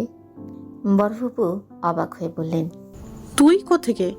হিমু বলল, আসলাম আর কি। তোমাদের খবর কি? 15 দিন পর উদয় হয়ে বললি তোমাদের খবর কি? তোর কত খোঁজ করছি, গিয়েছিলি কোথায়? মজিদের গ্রামের বাড়িতে। মজিদকে নিয়ে ওর বাবার কবর জিয়ারত করে এলাম। মজিদ আবার কে? তুমি চিনবে না, আমার ফ্রেন্ড। আমাকে এত খোঁজাখুঁজি করছিলে কেন? বড় ফুপু দীর্ঘ নিঃশ্বাস ফেলেই বললেন, তোকে খুঁজছি বাদলের জন্য। ওকে তুই বাঁচা। অসুখ? তুই নিজে গিয়ে দেখ, ও তার পড়ার বইপত্র সব পুড়িয়ে ফেলছে। 1 সপ্তাহ পরে পরীক্ষা। বলো কি? হিমু বাদলের ঘরে গিয়ে দেখে সে বেশ স্বাভাবিক ভঙ্গিতে পড়াশোনা করছে। পরিবর্তনের মধ্যে তার মাথার চুল আরও বড় হয়েছে, দাড়ি গোঁফ আরও বেড়েছে, গায়ে চকচকে সিল্কের পাঞ্জাবি। বাদল হাসি মুখে হিমুর দিকে তাকালো। হিমু বলল, খবর কি রে? বাদল বলল, খবর তো ভালোই। তুই নাকি বই পড়াচ্ছিস? সব বই তো পুরাচ্ছি না, যে বইগুলো পুরা হচ্ছে সেগুলো পড়ে ফেলছি। ও আচ্ছা। বাদল হাসতে হাসতে বলল, মা বাবা দুইজনেরই ধারণা আমার মাথা খারাপ হয়ে গেছে। তোর কি ধারণা, মাথা ঠিকই আছে? হ্যাঁ ঠিক আছে, তবে মাথায় উকুন হয়েছে। বলিস কি? মাথা ঝাঁকি দিলে টুপটাপ করে উকুন পড়ে। বলিস কি? হ্যাঁ সত্যি, দেখবে? থাক থাক, দেখাতে হবে না। হিমু ভাই, তুমি এসেছো ভালোই হয়েছে। বাবাকে বুঝিয়ে দাও, বাবার ধারণা আমার সব শেষ। ফুপা কি বাসায়? হ্যাঁ বাসায়, কিছুক্ষণ আগে আমার ঘরে ছিলেন, নানান কথা বোঝাচ্ছেন। হিমুর ফুপার সঙ্গে দেখা করতে গেল। তার স্বাস্থ্য এই কদিনে মনে হয় আরও ভেঙেছে। চোখের চাহনিতে দিশেহারা ভাব। তিনি হিমুর দিকে বিষণ্ণ চোখে তাকালেন, যে দৃষ্টি বলে দিচ্ছে, তুমি আমার ছেলের এই অবস্থার জন্য দায়ী, তোমার জন্য আমার এই অবস্থা। কেমন আছেন ফুপা? ভালো। রিঙ্কি কোথায়? শ্বশুর বাড়িতে? হ্যাঁ। সন্ধ্যাবেলায় ঘরে বসে আছেন যে, প্র্যাকটিসে যাবেন না? আর প্র্যাকটিস সব মাথায় উঠেছে। হিমু ফুপার চেয়ারে বসল। মনে হচ্ছে আজও তিনি খানিকটা মদ্যপান করেছেন। হিমু সহজ গলায় বলল, ফুপা, ওই চাকরিটা কি আছে? কোন চাকরি? ওই যে আমাকে বলেছিলেন বাদলকে আগের অবস্থায় নিয়ে গেলে ব্যবস্থা করে দেবেন। তুমি চাকরি করবে? নতুন কথা শুনছি। আমি করব না, আমার এক বন্ধুর জন্য। ফুপা চুপ করে রইলেন। হিমু বলল, বাদলের ব্যাপারটা আমি দেখছি, আপনি ওর চাকরিটা দেখুন। বাদলের কিছু তুমি করতে পারবে না, ও এখন সমস্ত চিকিৎসার অতীত। বইপত্র পুড়িয়ে ফেলেছে, ছাদে আগুন জ্বালিয়েছে। সে আগুনের সামনে মাথা ঝাঁকাচ্ছে আর মাথা থেকে উকুন পড়েছে আগুনে। পটপট শব্দ হচ্ছে। সি সি, কি কাণ্ড! আমি হতভম্ব হয়ে দেখলাম। একবার ভাবলাম একটা চড় লাগাই, তারপর মনে হলো কি লাভ। ফুপা দীর্ঘশ্বাস ফেললেন। হিমু হাসল। ফুপা বললেন, তুমি হাসছো? তোমার কাছে পুরো ব্যাপারটা হাস্যকর মনে হতে পারে, আমার কাছে না। আমি বাদলের ব্যাপারটা দেখছি, আজই দেখছি। আপনি আমার বন্ধুর চাকরির ব্যাপারটা দেখবেন। তোমার বন্ধু কি তোমার মতোই? না, ও চমৎকার ছেলে, 7 চড়েরা নেই টাইপ। হিমু বাদলকে নিয়ে বের হলো। বাদল মহা খুশি। রাস্তায় নেমেই বলল, তোমার পরিকল্পনা কি হিমু ভাই? সারা রাত রাস্তায় হাঁটবো? 2 বছর আগের কথা কি তোমার মনে আছে? সারা রাত আমরা হাঁটলাম, জ্যোৎস্না রাত, মনে হচ্ছিল আমরা দস্তয়েভস্কির উপন্যাসের কোনো চরিত্র। মনে আছে? আছে। আজও কি সেই রকম কিছু? না, আজ যাচ্ছি সেলুনে দাড়ি গোঁফ কামাবো। বাদল হতভম্ব হয়ে গেল, যেন এমন অদ্ভুত কথা সে জীবনে শুনেনি। ক্ষীণস্বরে বলল, দাড়ি খুব লম্বা চুলে তোমাকে যে কি অদ্ভুত সুন্দর লাগে তা তো তুমি জানো না। তোমাকে অবিকল রাসপুটিনের মতো লাগে। রাসপুটিনের মতো লাগলেও ফেলে দিতে হবে। এক জিনিস বেশি দিন ধরে রাখতে নেই, ভোল পাল্টাতে হয়। অনেকটা সাপের খোলস ছাড়ার মতো। কিছুদিন অন্য সাজে থাকবো, তারপর আবার। তাহলে কি আমিও ফেলে দিব? দেখ চিন্তা করে। অবশ্য উকুনের জন্য কষ্ট হচ্ছে, ভয়ঙ্কর চুলকায়, রাতে ঘুম ভালো হয় না। তাহলে বরং ফেলেই দে। তুমি ফেললে তো ফেলবই। বাদল হাসতে লাগলো। মনে হচ্ছে গভীর কোনো আনন্দে তার হৃদয় পূর্ণ হয়ে আছে। দুজনেই চুল কেটে দাড়ি গোফ ফেলে দিল। বাদল কয়েকবারই বলল, ভীষণ হালকা লাগছে, মনে হচ্ছে বাতাসে উড়ে যাব। হিমু বলল, আয়নার দিকে তাকিয়ে দেখ, নিজেকে অন্য মানুষ বলে মনে হচ্ছে না? হ্যাঁ হচ্ছে। মাঝে মাঝে নিজেকে অচেনা করারও দরকার। যখন যে সাঁঝ ধরবি সেই রকম ব্যবহার করবি, একে বলে ব্যক্তিত্ব রূপান্তর। বুঝতে পারছিস? পারছি। ফুপা এবং ফুপু তাদের ছেলেকে দেখে দীর্ঘক্ষণ কোনো কথা বলতে পারলেন না। সবার আগে নিজেকে সামলে নিলেন ফুপা। হিমুর দিকে তাকিয়ে কোমল গলায় বললেন, তোমার বন্ধুকে নিয়ে কাল আমার চেম্বারে এসো 11টা থেকে 12টার মধ্যে, মনে থাকবে? হ্যাঁ থাকবে। Himu, many thanks. হিমু হাসল। ফুপা বললেন, আমার ঘরে এসো, গল্প করি। তোমার সঙ্গে গল্পই করা হয় না। হিমু বলল, আপনি যান, আমি আসছি, একটা টেলিফোন করে আসি। ফুপা বললেন, তোমার এই টেলিফোন ব্যাধিরও একটা চিকিৎসা হওয়া দরকার। কার সঙ্গে এত কথা বলো, ঘন্টার পর ঘন্টা কথা? আমার তো দু একটা কথা বললেই বিরক্ত লাগে। ওপাশ থেকে হ্যালো শুনেই হিমু বলল, কে? মীরা? আপনি আমাদের এত কষ্ট দিচ্ছেন কেন? কষ্ট দিচ্ছি? হ্যাঁ দিচ্ছেন। না হয় একটা ভুল করেছিলাম, সব মানুষই তো ভুল করে, সামান্য ভুলের জন্য যদি এত কষ্ট দেন। আমি টেলিফোন করলে কষ্ট পাও? হ্যাঁ পাই, কারণ আপনি হঠাৎ রেখে দেন। আপনি কি মানুষটাই এমন, না ইচ্ছে করে এসব করেন? বেশিরভাগ সময় ইচ্ছা করেই করি। আপনি একবার আসবেন আমাদের বাসায়? এখনো বুঝতে পারছি না, হয়তো আসবো। কবিতার খাতাটা নিতে আসবেন না? ওটা আমি তোমাকে উপহার দিলাম মীরা। তার মানে আপনি আসবেন না? না, মানুষের মুখোমুখি হতে আমার ভালো লাগে না, এতে অতি দ্রুত মায়া পড়ে যায়। টেলিফোনে কথা বললে মায়া জন্মানোর সম্ভাবনা কম, সেই জন্যই টেলিফোন আমার এত প্রিয়। টেলিফোনে কথা বললে মায়া জন্মায় না, মায়া জন্মানোর অনেক কষ্ট। তাছাড়া কি? থাক, আরেকদিন বলবো। আপনার বান্ধবী রূপার সঙ্গে কি আপনার প্রায়ই দেখা হয়? মাঝে মাঝে হয়, যখন সে যেতে বলে তখন যাই না, যখন যেতে বলে না তখন হঠাৎ উপস্থিত হই। উনি কি খুবই সুন্দর? তোমাকে তো একবার বলেছি, ও খুবই সুন্দর। আপনি টেলিফোন রেখে দেবার আগে দয়া করে শুধু একটি সত্যি কথা বলুন। আমি তো সবই সত্যি বলছি, কি জানতে চাচ্ছ বলো তো? ওই দিন কি পুলিশ আপনাকে মেরেছিল? না। এই তো মিথ্যা বললেন। আজ সত্যি বলছি, ওই দিন মিথ্যা বলেছিলাম। আপনার কোনটা সত্যি কোনটা মিথ্যা কে জানে? মীরা দীর্ঘশ্বাস ফেলে বলল, আপনাকে একটা খবর দেই, টুটুল ভাইকে পাওয়া গেছে। কাউকে কিছু না বলে 1 মাসের জন্য কলকাতা গিয়েছিল।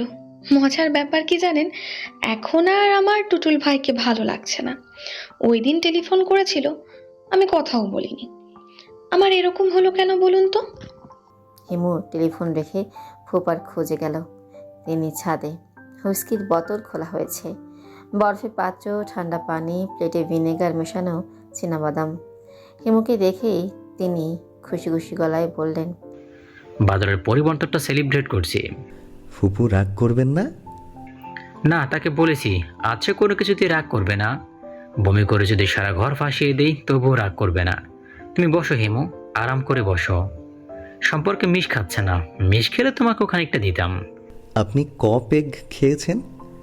আরে না, মাত্র তো শুরু। আমি 9টা পর্যন্ত পারি, আমার কিছুই হয় না। ওই দিন বলেছিলেন 6টা। বলেছিলাম, বলে থাকলে ভুল বলেছি। 9টা হচ্ছে আমার লিমিট। 9, NINE 9। আর খাবেন না ফুপা? ফুপা ক্লাসে নতুন করে ঢালতে ঢালতে বললেন, খেতে খেতে তোমার কথাই ভাবছিলাম। তুমি মানুষটা খারাপ না, পাগল আছো তবে ভালো। তোমার বাবা পাগল ছিল তবে ভালো ছিল না। ভালো ছিল না বলছেন কেন? দেখেছি তো, ওভারে ছেড়ে পালালো আমার বিয়ের অনেক পরে। উন্মাদ ছিল। ফুপা আপনি কিন্তু বড় দ্রুত খাচ্ছেন, শুনেছি দ্রুত খাওয়া খারাপ। ফুপা গম্ভীর গলায় বললেন, 9 হচ্ছে আমার লিমিট। 9-এর আগে স্টপ করে দেবো। হ্যাঁ, যে কথা বলছিলাম, আমার ধারণা তোমার বাবা ছিলেন একজন 1ম শ্রেণীর উন্মাদ। এটা হচ্ছে আমার ধারণা। তুমি আবার রাগ করছো না তো? না। ছেলেকে মহাপুরুষ বানানোর অদ্ভুত খেয়াল উন্মাদের মাথাতেই তো শুধু আসে, বুঝলে? আরে বাবা, মানুষ কি হবে না হবে সব আগে থেকে ঠিক করা থাকে। কে ঠিক করে রাখেন? ঈশ্বর? প্রকৃতিও বলতে পারো। 46-এর ক্রোমোজোমে মানুষের ভবিষ্যৎ লেখা থাকে, সে কেমন হবে কি সব, কিন্তু প্রিভিটারমিন্ট জিন সব নিয়ন্ত্রণ করছে। ফুপা আর নেবেন না। আর এখনই বন্ধ করব কি? নেশাটা মাত্র ধরেছে। তুমি মানুষ খারাপ না, আই লাইক ইউ। তুমি পাগল ঠিকই, তবে ভালো পাগল। তোমার বাবা ছিল খারাপ ধরনের পাগল। বাবা সম্পর্কে কথাবার্তা থাক। ফুপা নিচু গলায় বললেন, কাউকে যদি না বলো তাহলে তোমার বাবার সম্পর্কে আমার একটি ধারণার কথা বলতে পারি। আমি আর কাউকে বলিনি, শুধু তোমাকেই বলছি। বাদ দিন, কিচ্ছু বলতে হবে না। জাস্ট আমার একটা ধারণা, ভুলও হতে পারে। আমার বেশিরভাগ ধারণাই ভুল প্রমাণিত হয়। আমার বোধহয় আর খাওয়া উচিত হবে না, শুধু লাস্ট ডান হয়ে যাক। One for the road Himu. জি। তোমার যদি ইচ্ছে করে খানিকটা খেয়ে দেখতে পারো, উল্টো দিকে ফিরে খেয়ে ফেলো, আমি কিছুই মনে করবো না। আমার মধ্যে কোনো প্রেজুডিস নেই, তুমি হচ্ছে বন্ধুর মতো। আমি খাবো না, আপনিও বন্ধ করুন। 9টা কি হয়ে গেছে? হ্যাঁ। 10-এ শেষ করা যাক, জোর সংখ্যা।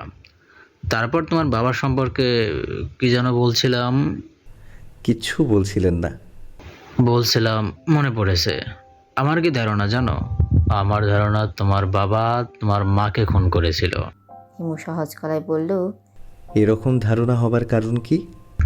যখন তোমার বাবার সঙ্গে অনেক দিন পর দেখা হলো, তখন সে অনেক কথাই বলল, কিন্তু দেখা গেল নিজের স্ত্রী সম্পর্কে কিছুই বলছে না।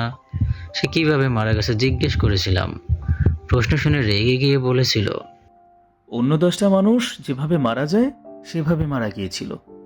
হিমু দীর্ঘশ্বাস ফেলে বলল, এটা শুনেই আপনি ধরে নিলেন বাবা মাকে খুন করেছেন? হিমু চুপ করে রইল। ফুপার অধিকাংশ অনুমান ভুল হলেও এই অনুমানটি ভুল নয়, এটা সত্যি। হিমু এটা জানে। হিমু ছাড়াও অন্য কেউ এটা অনুমান করতে পারে, এটা হিমুর ধারণার বাইরে ছিল। ফুপা মদের ঘরে ঝিম মেরে বসে আছেন। হিমু আকাশের তারা দেখছে। হিমু। জি। তোমার বন্ধুকে কাল নিয়ে এসো, চাকরি দিয়ে দেব। আচ্ছা। বড়ই ঘুম পাচ্ছে, এখানে শুয়ে পড়ি কেমন? শুয়ে পড়ুন। ফুপা কুণ্ডলি পাকিয়ে শুয়ে পড়লেন। হিমু আকাশের তারার দিকে তাকিয়ে রইল। অনেক অনেক দিন আগের কথা, বাবা হিমুকে ছাদে এনে আকাশের তারা দেখিয়ে বলেছিলেন, যখনই সময় পাবি ছাদে এসে আকাশের তারার দিকে তাকাবি, এতে মন বড় হবে। ক্ষুদ্র শরীরে আকাশের মতো বিশাল মন ধারণ করতে হবে, বুঝলি? বুঝে থাকলে বল হ্যাঁ। হিমু বলল, হ্যাঁ। হিমুর বাবা হৃষ্ট গলায় বললেন, তোর উপর আমার অনেক আশা নিয়ে তোকে বড় করছি। তোর মা বেঁচে না থাকায় খুব সুবিধা হয়েছে। ও বেঁচে থাকলে আদর দিয়ে তোকে নষ্ট করত। আমি যেসব পরীক্ষা নিরীক্ষা করছি তার কিছুই করতে দিত না, পদে পদে বাধা দিত কি না বল? হ্যাঁ দিত। তোর মা না থাকায় তাহলে একদিক দিয়ে ভালোই হয়েছে, তাই না? হ্যাঁ। হিমুর বাবা হঠাৎ নিচু গলায় বললেন, তোর মা যে নেই এর জন্যে আমার উপর কোনো রাগ নেই তো? তোমার উপর রাগ হবে কেন? হিমুর বাবা অপ্রস্তুতের হাসি হাসলেন। সেই হাসি হিমুর বুকে বিঁধল। চট করে মনে পড়ল অনেক অনেক কাল আগেই সুন্দর একটা টিয়া পাখিকে বাবা গলা টিপে মেরে ফেলেছিলেন। হিমু বাবাকে বলল, মা কিভাবে মারা গিয়েছিলেন বাবা?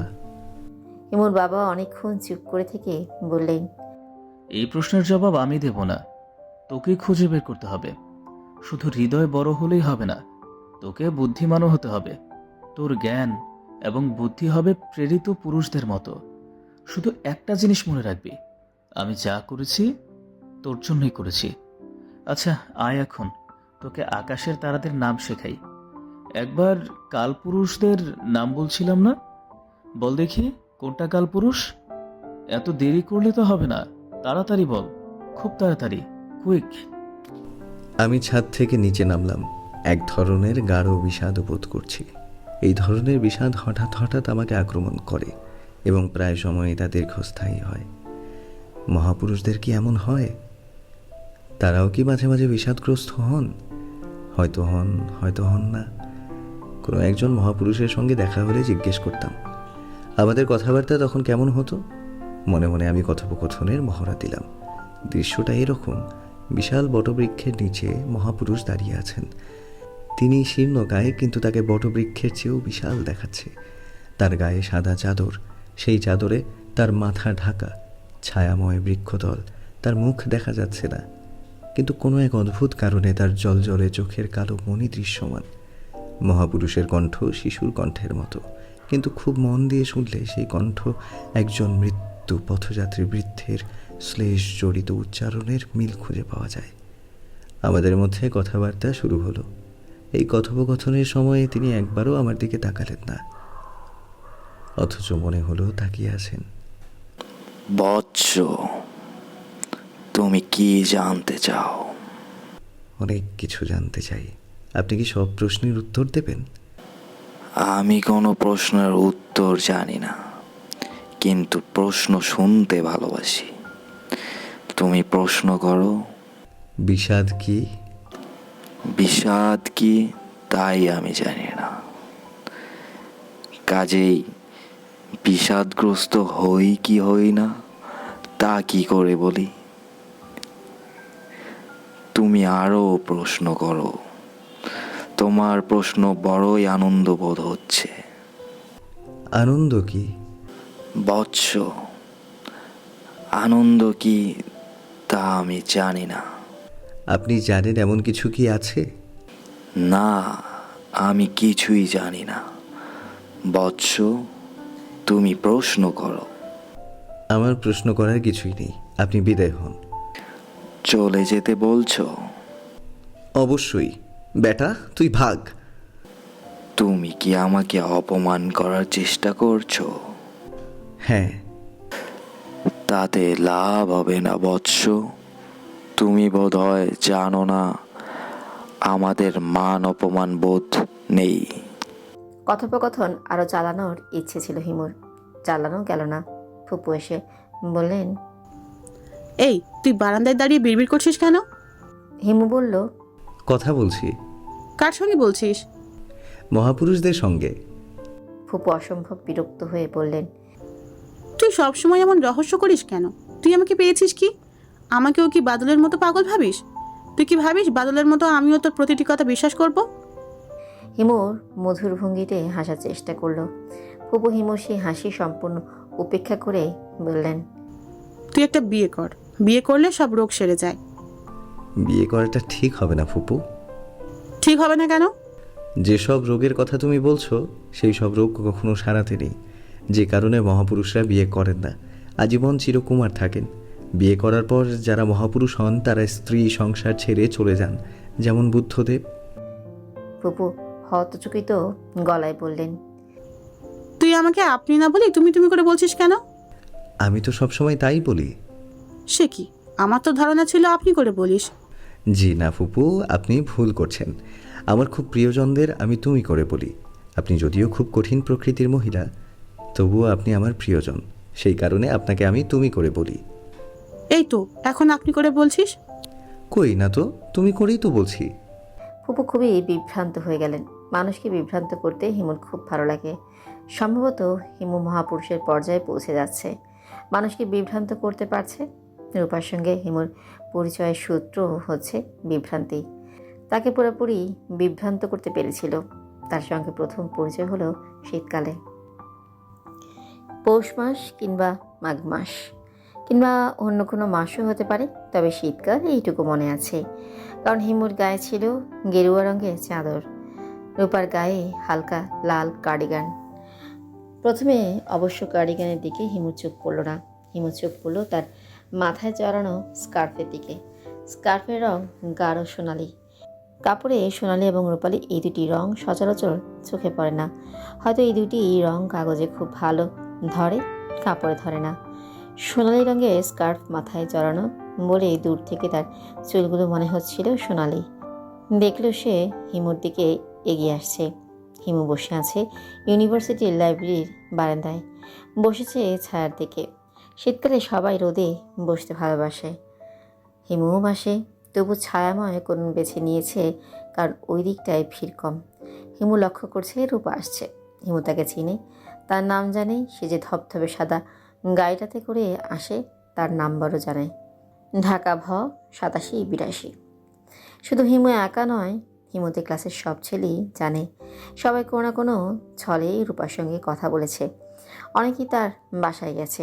অতি উৎসাহী কেউ কেউ তার জন্য নোট এবং বইপত্র জোগাড় করেছে। রূপার জন্মদিনে সব ছেলেরা মিলে একটা জল রং ছবি উপহার দিল। ছবিটার নাম বর্ষা। ছবির বিষয়বস্তু হচ্ছে একটি মেয়ে কদম গাছের একটু নিচু ডালে হাত দিয়ে মেঘমেদুর আকাশের দিকে তাকিয়ে আছে। চমৎকার ছবি। ছবিটা পাওয়া গিয়েছিল বিনা পয়সায়, তবে বাঁধাতে খরচ হলো 500 টাকা। সেই টাকা হিমুরা সবাই চাঁদা তুলে দিল। রূপা হচ্ছে সেই ধরনের মেয়ে যার জন্য চাঁদা তুলে কিছু একটা করতে কারোর আপত্তি থাকে না। ছেলেরা গভীর আগ্রহ এবং আনন্দ নিয়ে এদের সঙ্গে মিশে এবং জানে এই জাতীয় মেয়েদের সঙ্গে তারা কখনোই খুব ঘনিষ্ঠ হতে পারবে না। এরা যথাসময়ে বাবা মার পছন্দ করা একটি ছেলেকে বিয়ে করবে, যে ছেলে সাধারণত থাকে বিদেশে। রূপা হিমুর সামনে এসে দাঁড়ালো, মাথায় স্কার্ফ খুলে ফেলে বলল, কেমন আছো? রূপাকে যেমন সবাই তুমি করে বলে, রূপাও তেমনি সবাইকে তুমি করে বলে। তার সঙ্গে দীর্ঘ 2 বছরে হিমুর কোনো কথা হয়নি, আজ হচ্ছে। হিমু তার দিকে তাকিয়ে হাসলো, আন্তরিক সুরে বলল, ভালো আছি, আপনি ভালো আছেন? রূপা বিভ্রান্ত হয়ে গেল। হিমু আপনি করে বলবে সে তা আশা করেনি। তাকে অপ্রস্তুত এবং লজ্জিত মনে হলো। সে এখন কি করে তাই হিমুর দেখার ইচ্ছে। তুমি করেই চালিয়ে যায় না আপনি ব্যবহার করে। বাংলা ভাষাটা বড়ই গোলমেলে, মাঝে মাঝেই তরুণ তরুণীদের বিভ্রান্ত করে। রূপা নিজেকে সামনে নিল, সহজ গলায় বলল, আপনি আপনি করছেন কেন? আমাকে অস্বস্তিতে ফেলবার জন্য? আমি এত সহজে অস্বস্তিতে পড়ি না। হিমু বলল, বসো রূপা। রূপা বসতে বসতে বলল, অনেকদিন থেকেই তোমার সঙ্গে কথা বলার ইচ্ছে। কথা বলো। কেন কথা বলার ইচ্ছে তা তো জিজ্ঞেস করলে না। জিজ্ঞেস করলাম না, কারণ কথা বলার ইচ্ছা তা আমি জানি। তুমি লক্ষ্য করেছো যে আমি তোমার প্রতি তেমন কোনো আগ্রহ বোধ করিনি, গায়ে পড়ে কথা বলতে যাইনি, টেলিফোন করিনি, হঠাৎ বাসায় উপস্থিত হই না। ব্যাপারটা তোমার অহংকারে লেগেছে। সুন্দরী মেয়েরা খুব অহংকারী হয়, তারা সব সময় তাদের চারপাশে একদল মুগ্ধ পুরুষ দেখতে চায়। রূপা মাথার চুল ঝাঁকিয়ে বলল, তোমার কথা মোটেও ঠিক না। আমি সেজন্য তোমার কাছে আসিনি। আমি শুনেছি তুমি ভবিষ্যতের কথা বলতে পারো, হাত পা এগুলা দেখতে পারো, অলৌকিক কিছু ক্ষমতা তোমার আছে। আমি সেই সম্পর্কে জানতে চাই। আমার সঙ্গে মিথ্যে কথা বলার দরকার নেই। সত্যি করে বলো তো, তোমার কি এ জাতীয় কোনো ক্ষমতা আছে? আছে। কি ধরনের ক্ষমতা? আমার কাছে একটা নদী আছে, যে কোনো সময় সেই নদীটাকে বের করতে পারি। রূপা বিরক্তিতে ভ্রু কুঁচকে বলল, এইসব বাজে বাজে কথা বলে কোনো লাভ নেই। তুমি আমাকে কনফিউজ করতে পারবে না। আমার সম্পর্কে কি তুমি কিছু বলতে পারো? অবশ্যই পারি। তুমি একটা লাল গাড়িতে করে আসো, গাড়ির নাম্বার ঢাকা ভ 8782। রূপার ঠোঁটের কোণে হাসির আভাস দেখল। সম্ভবত আরও কিছু বলতে পারি, বলবো? বলো। খুব ছোটবেলায় তুমি ইলেকট্রিকের তারে হাত দিয়ে 2 হাত পুড়িয়ে ফেলেছিলে।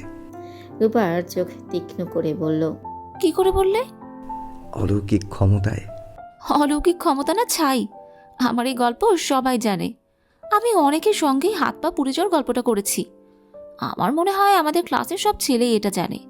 তুমি তাদেরই একজন কারো কাছ থেকে শুনেছ কি, ঠিক না? হ্যাঁ ঠিক। তাহলে তোমার কোনো ক্ষমতা টমতা নেই? না, তবে একটা নদী আছে, নদীটার নাম ময়ূরাক্ষী। আবার ফাজলামি করছো? ফাজলামি করছি না, নদীটা সত্যি আছে। এবং আমার কোনো ক্ষমতা যে নেই তাও ঠিক না, কিছু ক্ষমতা আছে। কেমন? যেমন ধরো, আজ তোমাকে নিতে গাড়ি আসবে না, তোমাকে রিক্সা নিয়ে ফিরতে হবে। এটা ঠিক হয়েছে, কাকতালীয়ভাবে বলে ফেলেছ। আমাদের গাড়ি গ্যারেজে, সাইলেন্সার পাইপ নষ্ট হয়ে গেছে, সারাতে দিয়েছে।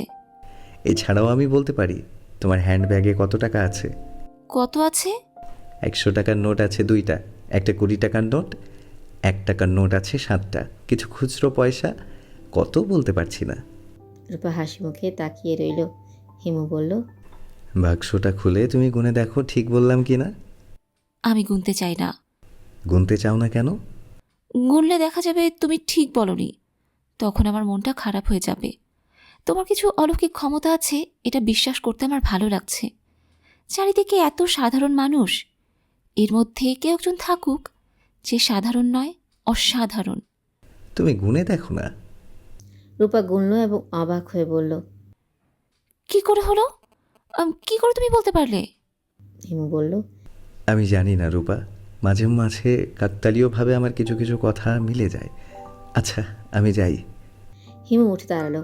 রূপা পুরোপুরি বিভ্রান্ত হয়ে গেল। পরে 3 মাস হিমু ইউনিভার্সিটিতে গেল না। হিমু জানে না রূপা হিমুকে খুঁজবে। যা পাওয়া যায় না তার প্রতি আমাদের আগ্রহের সীমা থাকে না। মেঘ আমরা কখনো স্পর্শ করতে পারি না বলেই মেঘের প্রতি মমতার আমাদের সীমা নেই। 3 মাস পর হঠাৎ এক রাতেই রূপাদের বাসায় টেলিফোন করে বলল, রূপা তুমি কেমন আছো? ভালো। চিনতে পারছো? চিনতে পারবো না কেন? তুমি কোথায় ডুব মেরেছিলে? মামার বাড়ি গিয়েছিলাম। মামার বাড়ি? ক্লাস ফাঁকি দিয়ে মামার বাড়ি? হ্যাঁ মামার বাড়ি। হঠাৎ ওদের খুব দেখতে ইচ্ছে করলো। তারা কি খুব চমৎকার মানুষ? না, তারা পিশাচ শ্রেণীর। কি সব কথা যে তুমি বলো? সত্যি বলছি, আমার 3 মামা, 3 জনই পিশাচ। তবে একজন মারা গেছেন, এখন 2 জন আছেন। তারা পিশাচ হলেও আমাকে খুব স্নেহ করেন। তোমার বাবা মার কথা বলো। মার কথা বলতে পারবো না, তেমন কিছু জানি না। তোমার বাবার কথা বলো। বাবা ছিলেন একজন চমৎকার মানুষ, তবে বাবা একবার একটা টিয়া পাখিকে গলা টিপে মেরে ফেলেছিলেন। তুমি এমন সব অদ্ভুত কথা বলো কেন? কি করব বলো, আমার চারপাশে অদ্ভুত সব ঘটনা ঘটে। রূপা খানিকক্ষণ চুপ করে থেকে বলল, তুমি কি জানো আমি তোমার কথা খুব ভাবি? আমি জানি। সত্যি জানো? হ্যাঁ জানি। কি করে জানো? ভালোবাসা টের পাওয়া যায়। অনেকক্ষণ চুপ করে থেকে রূপা বলল, কেন জানি তোমার কথা সব সময় মনে হয়। এর নাম কি ভালোবাসা? আমার জানা নেই রূপা। তুমি কি আসবে আমাদের বাসায়? আসবো।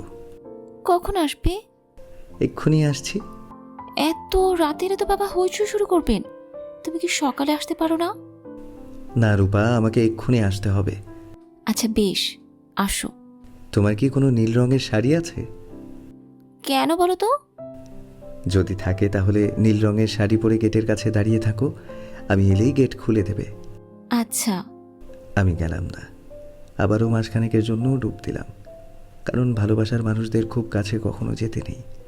হিমু কখনো রূপাকে চিঠি লেখেনি।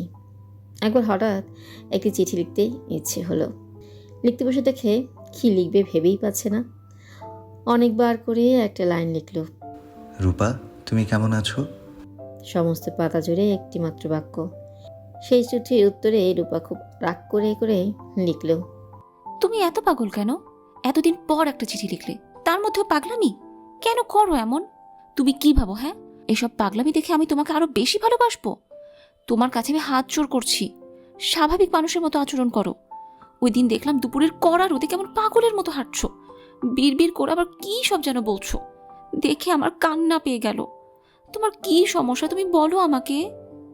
আমার সমস্যার কথা রূপাকে কি আমি বলতে পারি? আমি বলতে পারি আমার বাবার স্বপ্ন সফল করার জন্য সারাদিন আমি পথে পথে ঘুরি, মহাপুরুষ হবার সাধনা করি। যখন খুব ক্লান্তি অনুভব করি তখন একটি নদীর স্বপ্ন দেখি, যে নদীর জল ছুঁয়ে ছুঁয়ে একজন তরুণী ছুটে চলে যায়, একবার শুধু থমকে দাঁড়িয়ে তাকায় আমার দিকে, তার চোখে গভীর মায়া ও গাঢ় বিষাদ। এই তরুণীটি আমার মা, আমার বাবা যাকে হত্যা করেছিলেন। এইসব কথা রূপাকে বলার কোনো অর্থ হয় না, বরং কোনো দিন তরঙ্গিনী স্টোর থেকে তাকে টেলিফোন করে বলি, রূপা তুমি কি এক্ষুনি নীল রঙের একটা শাড়ি পরে তোমাদের ছাদে উঠে কার্নিশ ধরে নিচের দিকে তাকাবে? তোমাকে খুব দেখতে ইচ্ছে করছে, একটুখানি দাঁড়াও, আমি তোমাদের বাসার সামনের রাস্তা দিয়ে হেঁটে চলে যাব। আমি জানি রূপা আমার কথা বিশ্বাস করে না, তবুও যত্ন করে শাড়ি পরে, চুল বাঁধে, চোখে কাজলের ছোঁয়া লাগিয়ে কার্নিশ ধরে দাঁড়ায়, সে অপেক্ষা করে। আমি কখনো যাই না। আমাকে তো আর 10টা সাধারণ ছেলের মতো হলে চলবে না, আমাকে হতে হবে অসাধারণ। আমি সারাদিন হাঁটি, আমার পথ শেষ হয় না, গন্তব্যহীন যে যাত্রা তার কোনো শেষ থাকার কথাও তো নয়। নদীর নামটি ময়ূরাক্ষী, কাকালো তার জল, কোন ডুবরি সেই নদীটির পাইনি খুঁজে তল। নদীর নামটি ময়ূরাক্ষী, কাকালো তার জল, কোন ডুবুরি সেই নদীটির পাইনি খুঁজে তল। তুমি যাবে কি ময়ূরাক্ষীতে, হাতে হাত রেখে জল নাওয়া, যে ভালোবাসার রং জ্বলে গেছে, সেই রংটুকু খুঁজে পাওয়া। সুখী ভালোবাসা কারে কয়, নদীর জলে ভালোবাসা খোঁজার কোনো অর্থ কি হয়? সুখী ভালোবাসা কারে কয়, নদীর জলে ভালোবাসা খোঁজার কোনো অর্থ কি হয়?